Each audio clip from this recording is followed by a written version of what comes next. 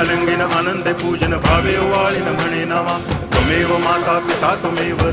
बंधुश्च सखा त्वमेव विद्या तरुणं त्वमेव सर्वं मम देव कायेन वाचा मनसेन्द्रियैर्वा बुद्ध्यात्मना वा प्रकृति स्वभावात् करोमि यद्यत् सकलं परस्मै नारायणायति समर्पयामि अच्युतं केशवं रामनारायणं कृष्णदामोदरं वासुदेवं हरि गिरिधरं माधवं गोपिकावल्लभं जानकीनायकं रामचन्द्रं भजे हरे राम राम राम